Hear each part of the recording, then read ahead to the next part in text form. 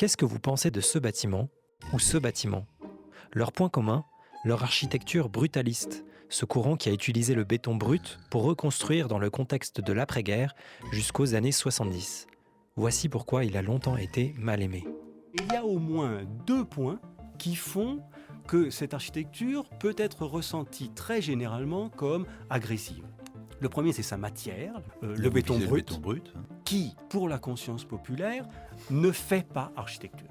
C'est-à-dire que le béton brut est soit en amont de l'architecture, ça n'a pas encore été décoré, peint, recouvert, soit en aval, alors que l'on trouve la ruine de l'architecture. Et le second, c'est assez souvent sa forme. C'est qu'elle rappelle très explicitement les bunkers, les blocos. À Londres, à South Bank, le National Theatre ou la Hayward Gallery ont carrément des meurtrières, des fenêtres de tir, etc. Donc le béton brut qui n'avait pas une forme bien définie a finalement trouvé la forme qui lui prêterait le plus de sens, et cette forme est directement liée à la guerre et à la tragédie passée. Pourtant, le brutalisme s'est propagé en dehors de l'Europe, notamment aux États-Unis, alors même qu'ils n'avaient pas vécu chez eux la tragédie de la Seconde Guerre mondiale. Et c'est là, me semble-t-il, qu'on est obligé de revenir à l'atmosphère de ces années 60 aux États-Unis, c'est-à-dire l'atmosphère de la guerre froide.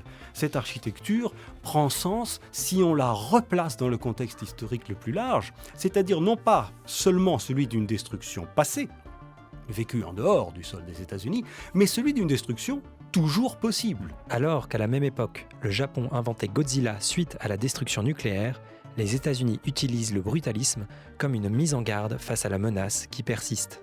Les États-Unis vivent sous cette menace-là. Et je dirais que les bâtiments brutalistes américains prennent la place du monstre, c'est-à-dire qu'ils transmettent l'effroi à la ville.